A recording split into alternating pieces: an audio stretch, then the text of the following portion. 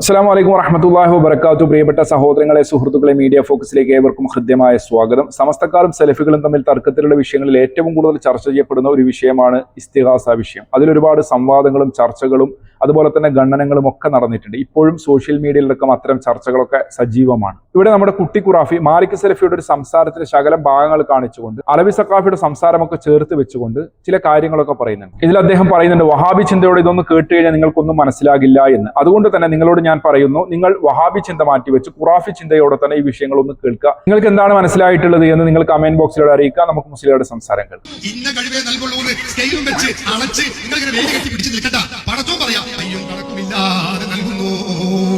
മരിച്ചുപോയ മഹാന്മാരെ വിളിച്ച് പ്രാർത്ഥിക്കുന്നതിന് അവർ വാദമായി പറയുന്നത് അള്ളാഹു കണക്കില്ലാതെ മഹാന്മാർക്ക് കൊടുക്കും, ഇന്ന അല്ലാഹ യർസുഖു മയ്യശാ ബിഗൈരി ഹിസാബ് എന്നുള്ള ആയത്തിനെ വിശദീകരിച്ചുകൊണ്ടാണ് ഈ വാദങ്ങളൊക്കെ അവർ ഉന്നയിക്കാറുള്ളത്. അതൊക്കെ നമ്മൾ പലപ്പോഴും ചർച്ച ചെയ്യപ്പെട്ടിട്ടുള്ളതാണ്. ഏതായിരുന്നാലും ഇവരുടെ ഇസ്തിഗാസവാദത്തിന് ഇവർ പറയാറുള്ളത് എന്താണ്? മഹാന്മാർക്ക് അള്ളാഹു കൊടുത്ത കഴിവ് കൊണ്ട് അവർ നമ്മെ സഹായിക്കും. ഈ കൊടുത്ത കഴിവ് എന്ന് പറഞ്ഞാൽ എന്താണ്? കൊടുത്ത കഴിവ് അള്ളാഹു കണക്കില്ലാതെ കൊടുക്കുമെന്നാ പറഞ്ഞിട്ടുള്ളത്. അതുകൊണ്ട് തന്നെ മഹാന്മാരുടെ കഴിവിന് നമ്മൾ പരിധി നിശ്ചയിക്കാൻ വേണ്ടി പാടില്ല. തുടർന്ന് പറയാം,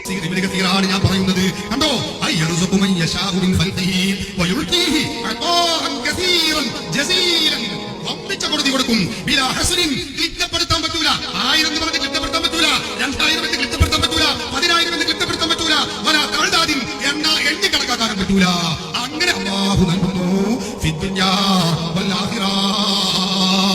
ദുനിയാവിൽ മാത്രമല്ല ആഖിറത്തിലും നൽകുന്നു. എന്താണ് ഈ കഴിവ്? ഖുറാഫി ചിന്തയോടെ തന്നെ നമുക്ക് വിലയിരുത്താം. ഇവിടെ സമസ്തക്കാരുടെ വാദം എന്താണ് എന്ന് നമുക്ക് കൃത്യമായി അറിയാം. ആ വാദം സ്ഥാപിക്കാൻ വേണ്ടിയാണ് ഈ പറയുന്ന രീതിയിൽ ഇവരൊരു വ്യാഖ്യാനം പറയുന്നത്. ഈ പറയപ്പെട്ട വ്യാഖ്യാനം നമ്മൾ ഖുറാഫി ചിന്തയോടെ തന്നെ മനസ്സിലാക്കിക്കൊണ്ട് നമുക്ക് തുടർന്നുള്ള സംസാരം കേൾക്കാം. ഈ ആയത്ത് പറഞ്ഞുകൊണ്ട് അതിന്റെ തഫ്സീർ ഇബ്നു കസീർ റഹിമഹുല്ല എന്താ പറയുന്നതെന്ന് ഉസ്താദ് അവർകൾ ഇവിടെ പറയുമ്പോൾ ഇത് മാലിക് സലഫിയുടെ ശ്രദ്ധയിൽപ്പെടുകയാണ്. അപ്പൊ അദ്ദേഹത്തിന് എന്താണ് ഇനി പറയാനുള്ളതെന്നാണ് ഇനി നമ്മൾ കേൾക്കേണ്ടത്. അദ്ദേഹം പറയട്ടെ. മാലിക് സലഫിയുടെ സംസാരം കേൾക്കുന്നതിന് മുമ്പേ ഒന്നുകൂടെ പറയുകയാണ്, നിങ്ങൾ ഖുറാഫി ചിന്തയോടെ ആയിരിക്കണം ഈ സംസാരം കേൾക്കേണ്ടത്. ഇവിടെ ഇന്നല്ലാഹ യർസുഖു മയ്യശാ ബിഗൈരി ഹിസാബ് എന്നുള്ളതിനെ കുറിച്ച് അവർ പറയുന്നത് എന്താണ്? മഹാന്മാർക്ക് പരിധിയില്ലാത്ത കഴിവുണ്ട്, അതിന് പരിധി നമ്മൾ നിശ്ചയിക്കാൻ വേണ്ടി പാടില്ല എന്നാണ്. ഇനി മാലിക് സലഫി പറയട്ടെ. അലവി സഖാഫി പറഞ്ഞു, കണക്കില്ലാതെ കൊടുക്കും. പൊന്മള അബ്ദുൽ ഖാദർ മുസ്ലിയാർ പറയുന്നത് അങ്ങനെ അല്ലാഹു സുബ്ഹാനഹു വ തആല ഔദാര്യമായി കൊണ്ട് കൊടുത്തിട്ടുണ്ട്. കൃത്യമായി മനസ്സിലായല്ലോ സമസ്തക്കാരുടെ വാദം എന്താണ് എന്ന്. ഖുറാഫി ചിന്തയോടെ തന്നെ നമ്മൾ മനസ്സിലാക്കണം. സഹോദരന്മാരെ, അതൊന്നും അല്ലാഹ് ആർക്കും കൊടുക്കൂല. സഹോദരന്മാരെ, അതൊന്നും അല്ലാഹ് ആർക്കും കൊടുക്കൂല. സഹോദരങ്ങൾ, ഇവിടെ മാലിക് സലഫി പറയുന്നത് എന്താണ് നിങ്ങൾ കേട്ടല്ലോ. അതായത് പരിധിയില്ലാത്ത കേൾവി, കാഴ്ച എന്നൊക്കെ പറയുന്നത് അങ്ങനെ സൃഷ്ടികൾക്ക് അള്ളാഹു കൊടുത്തിട്ടില്ല എന്നാണ്, അങ്ങനെ ആർക്കും കൊടുക്കില്ല എന്നാണ്. കബളിപ്പിക്കൽ രീതി ഇവര് തുടങ്ങിയിട്ട് ഒരുപാട് കാലമായി. ഇത് വഹാബികൾ കബളിപ്പിക്കുന്നതാണ്. നിങ്ങളുടെ ചിന്ത ഖുറാഫി ചിന്തയോടെ ആയിരിക്കണം. ഇത് വഹാബികൾ കബളിപ്പിക്കുന്നതാണ് എന്നാണ് നമ്മുടെ കുട്ടി മുസ്ലിയാർ പറയുന്നത്. എന്നാൽ എന്നെ കേൾക്കുന്ന വിശ്വാസികളായ ആളുകളോട് ഞാനൊന്ന് പറയുകയാണ്. അദ്ദേഹം എന്താ പറയുന്നത് ശരിക്കും ശ്രദ്ധിച്ചോ? വഹാബി ചിന്തയായിട്ട് നിങ്ങൾ ഇവിടെ ഇത് കേൾക്കാനിരുന്നാൽ ഒരിക്കലും നിങ്ങൾക്ക് ഇത് തിരിയുകയില്ല എന്നും കൂടി പ്രത്യേകം ഞാൻ ഇവിടെ ഓർമ്മപ്പെടുത്തുകയാണ്. അദ്ദേഹം പറഞ്ഞത് നിങ്ങൾ കേട്ടല്ലോ. വഹാബി ചിന്തയോടെ നിങ്ങൾ ഇത് കേൾക്കാൻ വേണ്ടി പാടില്ല, ഖുറാഫി ചിന്തയോടെ ആയിരിക്കണം നിങ്ങൾ അത് കേൾക്കേണ്ടത്. ഖുറാഫി ചിന്തയോടെ തന്നെ നമുക്ക് കേൾക്കാം. UK മജീദ് മുസ്ലിയാരിൽ നിന്ന് നമുക്ക് തുടങ്ങാം. സഹോദരന്മാരെ, ദിക്റിലും ഫിക്റിലുമായി ലയിച്ചങ്ങടുത്തപ്പോൾ ശൈഖുന നേടിയെടുത്ത പവറാണിത്. ഏത് ലോകത്ത് വെച്ച് വിളിച്ചാലും ആ വിളി കേൾക്കാനുള്ള പവർ, ഏത് ലോകത്ത് വെച്ച് വിളിച്ചാലും നൊടിയിട കൊണ്ട് അവരെ സഹായിക്കാനുള്ള കഴിവെന്താണെന്ന് കേട്ടില്ലേ? UK മജീദ് മുസ്ലിയാർ പറയുന്നത് ഖുറാഫി ചിന്തയോടെ തന്നെയാണല്ലോ നിങ്ങൾ കേട്ടത്. ദിക്റിലൂടെയും ഫിക്റിലൂടെയും നേടിയെടുത്ത കഴിവാണിത്. എന്താണ്? എവിടെ നിന്ന് വിളിച്ചാലും കേൾക്കാനും ഞൊടിയിട കൊണ്ട് അവരെ സഹായിക്കുവാനുള്ള കഴിവ്. അതായത് പരിധിയില്ലാത്ത കേൾവിയും കാഴ്ചയും ആർക്കുണ്ട്? ഷെയ്ഖിനുണ്ട് എന്നാണ് പറഞ്ഞത്. ഏത് ഷെയ്ഖ്? CM മടവൂരിനെ കുറിച്ചാണ് ഇവിടെ പറയുന്നത്. ഇനി തുടർന്ന് അദ്ദേഹം പറയട്ടെ, നമ്മുടെ ചിന്ത ഖുറാഫി ചിന്തയായിരിക്കണം, എന്നാലേ നമുക്കിത് മനസ്സിലാവുകയുള്ളൂ. വല്ലേ നിലത്തിനും എന്നെ വിളിപ്പോർപ്പ് വായ്വൂണ ഉത്തീരം ചെയ്യും ഞാനെന്നോവർ. നേരത്തെ പറഞ്ഞ ആ വിഷയം തന്നെയാണ്. അതായത് വല്ലേ നീലത്തിനും എന്നെ വിളിപ്പോർപ്പ് വായ്പൂടാതെ ഉത്തരം ചെയ്യും ഞാൻ എന്നവർ. അതായത് എവിടെ നിന്ന് വിളിച്ചാലും വിളിച്ചവന്റെ വായ് പൂടുന്നതിന് മുമ്പേ ഷെയ്ഖ് ഉത്തരം നൽകും, സഹായിക്കും എന്നാണ് ഇവിടെ പറഞ്ഞു വെച്ചത്. ശരിക്കും ശ്രദ്ധിച്ച് ഒന്നുകൂടെ പറയുന്നു, ഖുറാഫി ചിന്തയോടെ തന്നെ ആയിരിക്കണം നിങ്ങൾ ഇത് കേൾക്കേണ്ടത്, എന്നാലേ നിങ്ങൾക്ക് ഇത് മനസ്സിലാവുകയുള്ളൂ. എത്ര ദൂരത്ത് വെച്ച് വിളിച്ചാലും അള്ളാഹുവിന് കേൾക്കാൻ കഴിയും. ഏത് നിലക്കുള്ള സഹായം വേണമെങ്കിലും അള്ളാഹുവിന് എത്തിക്കാൻ കഴിയുമെങ്കിൽ. കേട്ടില്ലേ? അള്ളാഹുവിന്റെ കഴിവിനെ കുറിച്ചാണ് ഇപ്പോൾ പറഞ്ഞത്. നേരത്തെ പറഞ്ഞത് ആരെ കുറിച്ച്? ഷെയ്ഖുമാരെ കുറിച്ചാണ്, ഷെയ്ഖിന്റെ കഴിവിനെ കുറിച്ചാണ്. വല്ലേ നീലത്തിനും എന്നെ വിളിപ്പോർപ്പ് എന്നൊക്കെ പറഞ്ഞല്ലോ. അത് ഷെയ്ഖിന്റെ കഴിവിനെ കുറിച്ചാണ്. ഇപ്പോൾ അതേ കഴിവ് ആരുടെ കഴിവായിക്കൊണ്ടാണ് പറയുന്നത്? അള്ളാഹുവിന്റെ കഴിവായിക്കൊണ്ടാണ്. ഇവിടെ ഒന്ന് അള്ളാഹു കൊടുത്ത കഴിവാണ്, മറ്റേത് അള്ളാഹുവിന്റെ സ്വന്തം കഴിവാണ്. ആ ഒരു വ്യത്യാസം മാത്രമേ ഉള്ളൂ. പക്ഷെ അള്ളാഹുവിന്റെ അതേ കഴിവ് തന്നെയാണ് ആർക്കുള്ളത്? ഷെയ്ഖിനുള്ളത് എന്നാണല്ലോ പറഞ്ഞു വെച്ചത്. വഹാബി ചിന്തയോടല്ല, ഖുറാഫി ചിന്തയോടെ തന്നെയാണ് നിങ്ങൾ ഇത് കേൾക്കുന്നത്. നിങ്ങൾക്ക് അങ്ങനെയാണല്ലോ മനസ്സിലായത്. ഈ ബാക്കി പറയാം. ആ ഒരു റഹ്മാനിയത്തിന്റെ കഴിവ് നേടിയ ഔസുല്ലാഹ് തങ്ങൾക്ക് അതേ റഹ്മാനിയത്തിന്റെ പവർ നേടിയ ശൈഖുന മടവൂർ ഓർക്ക് കഴിയുകയാണ്, ഖാജാ തങ്ങൾക്ക് കഴിയുകയാണ്, മഹാന്മാർക്ക് കഴിയുകയാണ്. ഈ നിലക്ക് പരിധിയില്ലാത്ത പവർ മഹാനവറുകൾ നേടി. അൽഹംദുലില്ലാഹ്. കേട്ടില്ലേ? മഹാനവറുകൾ നേടി, മഹാന്മാരൊക്കെ നേടി. എന്താണ് നേടിയത്? അള്ളാഹു കാണുന്നത് പോലെ കാണാനും, അള്ളാഹു കേൾക്കുന്നത് പോലെ കേൾക്കാനും, അള്ളാഹു അറിയുന്നത് പോലെ അറിയാനും, അള്ളാഹു ഇടപെടുന്നത് പോലെ ഇടപെടാനുമുള്ള കഴിവ് മഹാന്മാർ നേടിയെടുത്തിട്ടുണ്ട്. എങ്ങനെയാണ് നേടിയെടുത്തത്? ദിക്റിലൂടെയും ഫിക്റിലൂടെയും നേടിയെടുത്തിട്ടുണ്ട് എന്നാണ് പറഞ്ഞത്. കൃത്യമാണല്ലോ, ഖുറാഫി ചിന്തയോടെ തന്നെയാണല്ലോ, സമസ്തയുടെ മുസ്ലിയാർ പറയുന്നത് തന്നെയാണല്ലോ നമ്മൾ കേട്ടത്. ഇനി നമുക്ക് CM സ്മരണിക എന്ന് പറയുന്ന പുസ്തകം ഒന്ന് പരിശോധിക്കാം. നിങ്ങളിപ്പോൾ സ്ക്രീനിൽ കാണുന്നത് CM സ്മരണിക എന്ന് പറയുന്ന പുസ്തകം നമ്മൾ പലപ്പോഴും കാണിച്ചിട്ടുണ്ട്. ഇതിൽ പറയുന്നത് എന്താണ്? ഇഷ്ടദാസന്റെ കണ്ണും കാതും കയ്യും കാലും ഞാനാകുമെന്ന് അള്ളാഹു ഒരു ഖുദ്സിയായ ഹദീസിലൂടെ പറഞ്ഞ് നേരത്തെ നാം മനസ്സിലാക്കിയിട്ടുണ്ട്.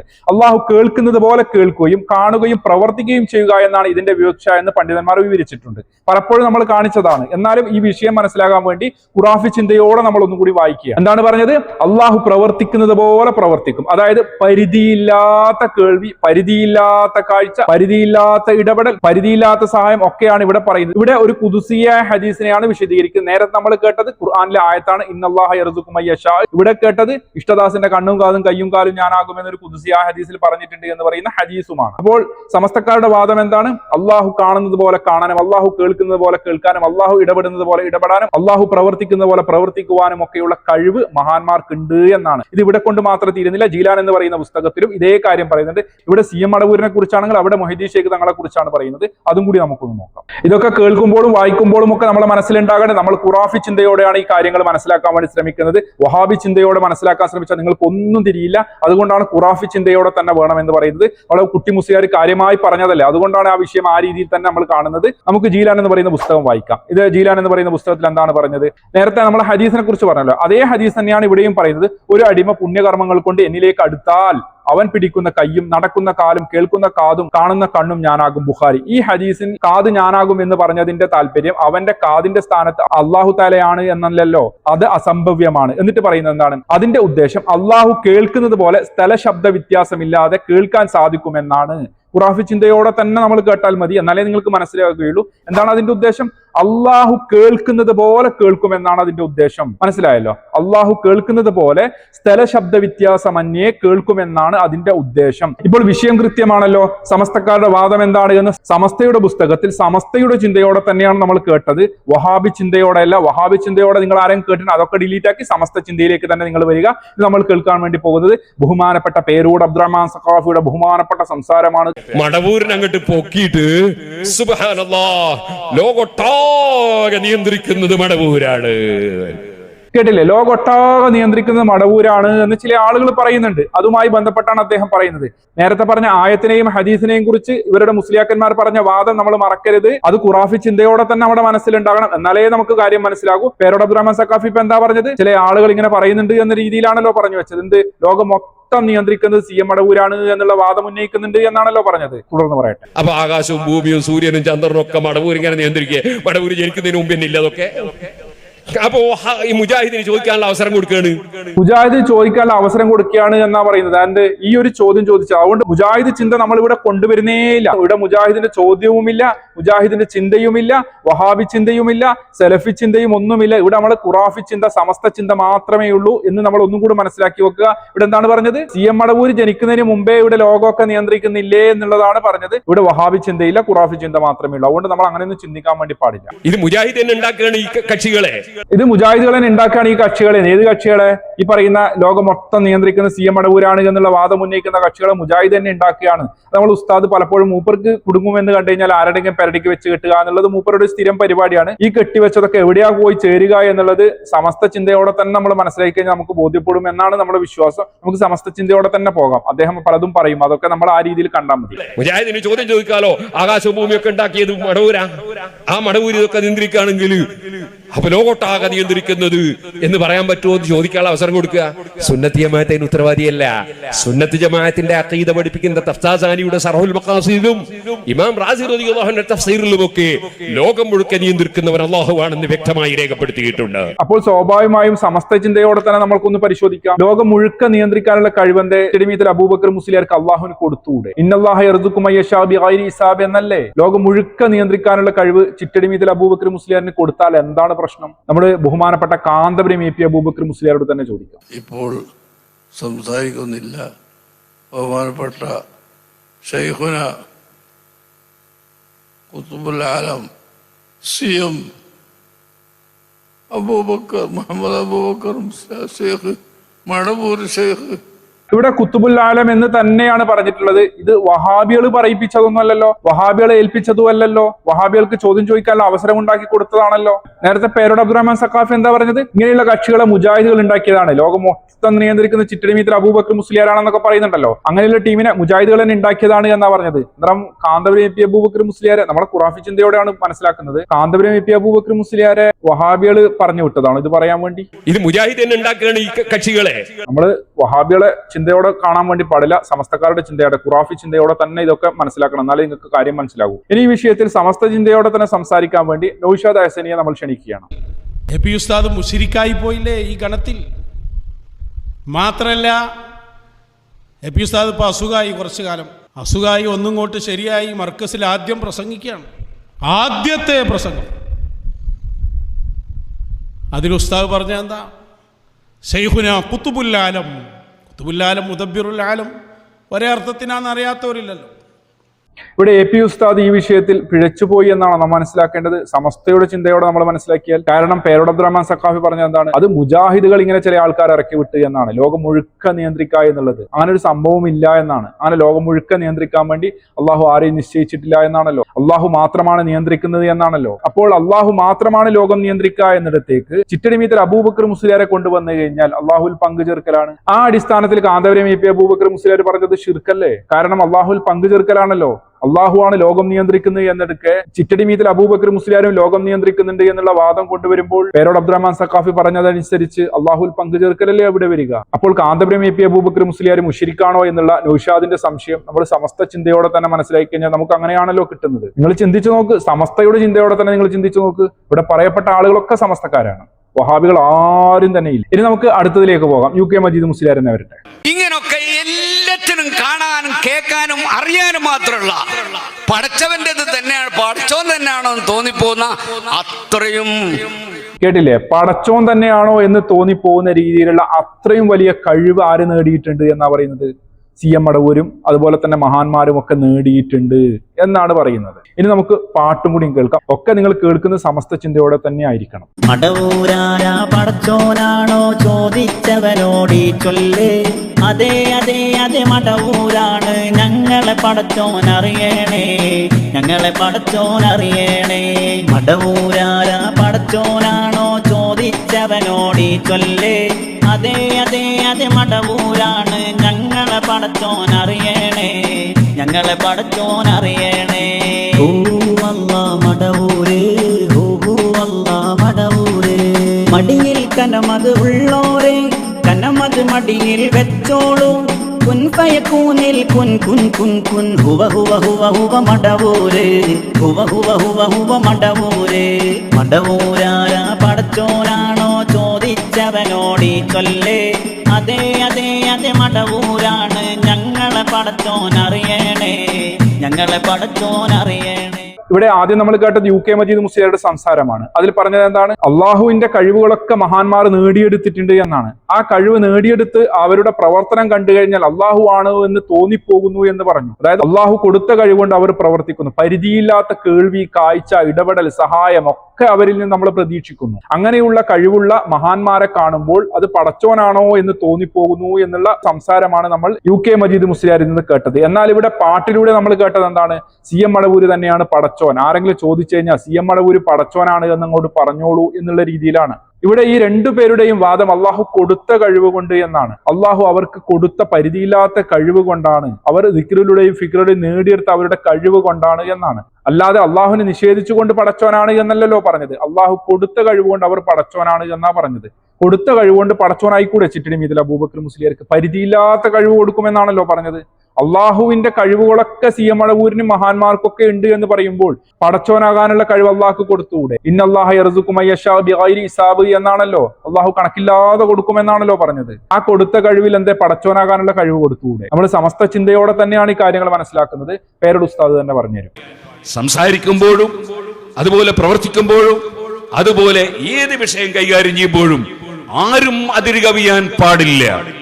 ഏത് അത്ഭുതം കണ്ടാലും അതേ പടച്ചവനാണ് എന്ന് പറയാനോ പടച്ചവനാണെന്ന് തോന്നുന്നു എന്ന് പറയാനോ പാടില്ല. എന്തുകൊണ്ട് പാടില്ല? സമസ്ത ചിന്തയോടെ തന്നെയാണ് ഞാൻ ചോദിക്കുന്നത്. അള്ളാഹു കൊടുത്ത കഴിവ് കൊണ്ട് അവർക്ക് പടച്ചോനായി കൂടെ? അള്ളാഹു കൊടുത്ത കഴിവ് കൊണ്ട് അവർ പ്രവർത്തിക്കുമ്പോൾ പടച്ചോനാണെന്ന് തോന്നിപ്പോകൂലേ? അത് പാടില്ല എന്നാണ് പറയുന്നത്. എന്തുകൊണ്ട് പാടില്ല? നമ്മൾ സമസ്ത ചിന്തയോട് തന്നെ ആലോചിക്കണം, എന്നാലേ നിങ്ങൾക്ക് മനസ്സിലാവുകയുള്ളൂ. അങ്ങനെ അള്ളാഹുവിന്റെ സിഫത്തുകളൊക്കെ മഹാന്മാർക്ക് ഉണ്ട് എന്ന് സമസ്ത മുസ്ലിയാക്കന്മാർ തന്നെ പ്രസംഗിക്കുന്ന പല വീഡിയോകളും നമ്മൾ കണ്ടിട്ടുണ്ടാകും. ഇവിടെ പാട്ടിൽ കുൻഫയക്കൂൻ എന്നുള്ള ഒരു വാദം പറഞ്ഞതുകൊണ്ട് തന്നെ കാന്തപുരം എ പി അബൂബക്കർ മുസ്ലിയാരുടെ വിയർപ്പിന്റെ അസുഖം മാറ്റിക്കൊടുത്തു എന്ന് കേൾക്കാം. അങ്ങനെ ഞാൻ വയത് പറഞ്ഞു. ശൈഖുന അത് കേട്ട് അവിടെ ഇരുന്ന് പോയില്ല. 2 മണിക്കൂറിലധികം ഞാൻ വയത് പറഞ്ഞു. അന്ന് വയത് പറയുമ്പോൾ എനിക്ക് വല്ലാത്ത വിയർപ്പാണ്. വല്ലാത്ത വിയർപ്പ് എന്ന് പറഞ്ഞാൽ കുപ്പായവും ഒക്കെ നനഞ്ഞ് ഇങ്ങനെ പിഴിഞ്ഞാൽ വിയർപ്പ് ഇങ്ങനെ പിഴിഞ്ഞാൽ വെള്ളം വീഴുന്ന പോലെ വരും. അതുകൊണ്ട് ഞാൻ തലയെക്കെട്ട് കെട്ടി ദുആ കഴിഞ്ഞാൽ തലയെക്കെട്ടെടുത്ത് മേശപ്പുറത്ത് വെക്കും. എന്നിട്ടാണ് വയത് പറയുക. ഇങ്ങനെ വയത് കഴിഞ്ഞതിന് ശേഷം എന്നെ ഒരു മൂലയിലേക്ക് കൂട്ടിക്കൊണ്ടുപോയി ഇതെന്തിനാ തലയെക്കെട്ട് എടുത്ത് വെച്ചാണെന്ന് ചോദിച്ചു. അപ്പോൾ ഞാൻ പറഞ്ഞു, നിങ്ങൾ കണ്ടില്ലേ എൻ്റെ കുപ്പായൊക്കെ നനഞ്ഞിട്ട് വിയർപ്പ് ഇങ്ങനെ വലിക്കുന്നുണ്ടല്ലോ. ഈ വിയർപ്പുള്ള ഞാൻ തലയെക്കെട്ട് കെട്ടിക്കൊണ്ട് വയത് പറഞ്ഞാൽ പിറ്റേ ദിവസം എനിക്ക് കൂച്ചെടുത്തിട്ട് വയത് പറയാൻ കഴിയൂല. അതുകൊണ്ടാണെന്ന് പറഞ്ഞു. അപ്പം എന്നോട് പറഞ്ഞ വാക്കിൻ്റെ ഗൗരവം, നാളെ മുതൽ നിങ്ങൾക്ക് ആ രോഗം ഇല്ല. ഒരൊറ്റപ്പുറത്തിനൊക്കെ പറയും. അള്ളാഹു ശിവയാക്കട്ടേതോ അല്ലെങ്കിൽ കുറച്ച് കഴിഞ്ഞിട്ട് മാറിക്കൊള്ളുന്നൊന്നുമല്ല. നാളെ മുതൽ ആ വിയർപ്പിൻ്റെ രോഗമല്ല. അവിടെ നാളെ മുതൽ തലയിൽ കെട്ടാണ്ട് വേദ പറയേണ്ടെന്ന് പറഞ്ഞു. അങ്ങനെ പിറ്റേന്ന് മുതൽ എൻ്റെ ആരോഗ്യം ഞാൻ കണ്ടിട്ടില്ല. ശരീരം ഒട്ടാകെ വിയർത്ത് കുളിച്ച് പറയാൻ കഴിയാതെ ആവുന്ന അവസ്ഥ ഉണ്ടായിരുന്നത്. പിന്നെ എനിക്കത് കണ്ടിട്ടില്ല. നാളെ മുതൽ അതില്ല എന്നാണ് പറഞ്ഞത്. അന്ന് മുതൽ ഇന്ന് വരെ പിന്നീട് ആ രോഗം ഉണ്ടായിട്ടില്ല. പിന്നെ വേറെ പല അനുഭവങ്ങളുണ്ട്, അതിപ്പോൾ ഞാൻ പറയുന്നില്ല. കാന്തപുരം എ പി അബൂബക്കർ മുസ്ലിയാർ പ്രസംഗിക്കാൻ നിന്ന് കഴിഞ്ഞാൽ ശരീരമാകെ വേർത്ത് കുളിക്കുകയാണ് ചെയ്യാറുള്ളത്. അതുകൊണ്ട് തന്നെ അദ്ദേഹത്തിന്റെ തലപ്പാവ് മാറ്റിവെച്ചാണ് സംസാരിക്കുന്നത്. ചിറ്റിടി മീത്തിൽ അബൂബക്കർ മുസ്ലിയാർ എന്താ പറഞ്ഞത്? നിങ്ങൾ തലപ്പാവ് മാറ്റിവെക്കേണ്ട ആവശ്യമില്ല, അത് ഞാനിവിടെ മാറ്റിയിരിക്കുന്നു. അതിനുശേഷം പിന്നീട് അദ്ദേഹം ആ രീതിയിൽ വേർത്തിട്ടില്ല എന്നാ പറഞ്ഞത്. സി എം മടവൂരിനെ അടക്കം ചൂഷണത്തിനുള്ള ആയുധമാക്കി വെച്ചുകൊണ്ട് തന്നെയാണ് കാന്തപുരം എ പി അബൂബക്കർ മുസ്ലിയാരുടെ വേർപ്പിന്റെ അസുഖം മാറിയത് എന്നാണ് വഹാബി ചിന്തയോടെ നിങ്ങൾ ചിന്തിച്ചു കഴിഞ്ഞാൽ നിങ്ങൾക്ക് മനസ്സിലാക്കുക. അതുകൊണ്ട് ഖുറാഫി ചിന്തയോടെ മാത്രം നിങ്ങൾ അതിനെ കാണുക. എന്താണ് ഇവിടെ പറഞ്ഞത്? കാന്തപുരം എ പി അബൂബക്കർ മുസ്ലിയാരുടെ വേർപ്പിന്റെ അസുഖം ചിറ്റടി മീത്തിൽ അബൂബക്കർ മുസ്ലിയാർ മാറ്റിക്കൊടുത്തു. അസുഖം മാറ്റിക്കൊടുത്തു. ഏത് കഴിവ് കൊണ്ട്? ഇന്നല്ലാഹ യർസുഖു മയ്യശാഉ ബിഗൈരി ഹിസാബ്. കണക്കില്ലാതെ അള്ളാഹു കൊടുത്ത കഴിവ് കൊണ്ട്. കൃത്യമാണല്ലോ, സമസ്ത ചിന്തയോടെയാണ് നാം മനസ്സിലാക്കുന്നത്. ഇനി നമുക്ക് പേരോട് അബ്ദുറഹ്മാൻ സഖാഫിയിലേക്ക് തന്നെ പോകാം. അല്ലാഹുവാണ്, കൊടുക്കുന്നവൻ അല്ലാഹുവാണ്, തടയുന്നവൻ അല്ലാഹുവാണ്. അപ്പോൾ ഏതെങ്കിലും ഒരാൾ ബദരീങ്ങളെ എന്റെ രോഗം സുഖപ്പെടുത്തണേ എന്ന് പറഞ്ഞാൽ രോഗം സുഖപ്പെടുത്താൻ ബദരീങ്ങൾക്ക് കഴിയൂലല്ലോ.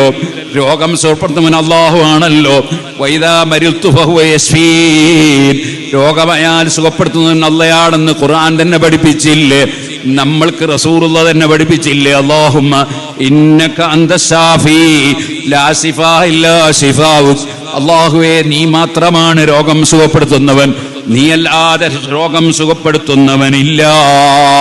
എന്താണ് ഇവിടെ പേരോട് അബ്ദുറഹ്മാൻ സഖാഫി പറഞ്ഞത്? രോഗം സുഖപ്പെടുത്തുന്നവൻ അള്ളാഹു മാത്രമാണ് എന്ന്. ഖുർആനിലും ഹദീസിലും ഒക്കെ ഇത് പറഞ്ഞിട്ടുണ്ട്, റസൂലുള്ളാഹി ഇത് പഠിപ്പിച്ചു തന്നിട്ടുണ്ട് എന്ന് പറഞ്ഞിട്ടാ പറഞ്ഞത്. അതല്ലാതെ തൊള്ളവടായി ഒന്നും അല്ലല്ലോ, ഊഹങ്ങളൊന്നും അല്ലല്ലോ, സ്വപ്നകഥകളൊന്നും അല്ലല്ലോ. കൃത്യമായി ഖുർആനിലും ഹദീസിലും ഇത് പറഞ്ഞിട്ടുണ്ട് എന്ന് പറഞ്ഞുകൊണ്ട് തന്നെയാണ് പേരോട് അബ്ദുറഹ്മാൻ സഖാഫി എന്ത് പറഞ്ഞത്? രോഗം മാറ്റുന്നവൻ അള്ളാഹു മാത്രമാണ് എന്ന്. നേരത്തെ കാന്തപുരം എ പി അബൂബക്കർ മുസ്ലിയാർ പറഞ്ഞത് എന്താണ്? കാന്തപുരം എ പി അബൂബക്കർ മുസ്ലിയാർ പറഞ്ഞത് എന്റെ രോഗം മാറ്റി തന്നത്, എന്റെ വേർപ്പിന്റെ അസുഖം മാറ്റി തന്നത് ചിറ്റടിമീത്തൽ അബൂബക്കർ മുസ്ലിയാരാണ്. അപ്പോൾ സ്വാഭാവികമായും കാന്തപുരം എ പി അബൂബക്കർ മുസ്ലിയാർ പറഞ്ഞ വാദം എന്താണ്? വഹാബി ചിന്തയോടെ നിങ്ങൾ മനസ്സിലാക്കേണ്ട, ഖുറാഫി ചിന്തയോടെ തന്നെ മനസ്സിലാക്കിയാൽ മതി. ഇവിടെ ഖുർആനും ഹദീസും ഉദ്ധരിച്ചുകൊണ്ടാണ് പേരോട് അബ്ദുറഹ്മാൻ സഖാഫി പറഞ്ഞത് അള്ളാഹു മാത്രമാണ് രോഗം മാറ്റുന്നവൻ. പേരോട് അബ്ദുറഹ്മാൻ സഖാഫിയുടെ ഉസ്താദായ കാന്തപുരം എ പി അബൂബക്കർ മുസ്ലിയാർ പറഞ്ഞത് അദ്ദേഹത്തിന്റെ വേർപ്പിന്റെ അസുഖം മാറ്റി കൊടുത്തത് ചിറ്റടിമീത്തൽ അബൂബക്കർ മുസ്ലിയാരാണ് എന്നാണ്. നിങ്ങൾ തന്നെ ചിന്തിച്ചു നോക്കുക, ഖുറാഫി ചിന്തയോടെ തന്നെ ചിന്തിക്കുക. നിങ്ങളുടെ മുസ്ലിയാക്കന്മാരാണ് ഇതൊക്കെ പറയുന്നത്. ഇനി പറയപ്പെട്ട കഴിവുകൾക്ക് അള്ളാഹു കൊടുത്തിട്ടുണ്ടോ? പേരോട് അബ്ദുറഹ്മാൻ സഖാഫി തന്നെ പറഞ്ഞു തരട്ടെ.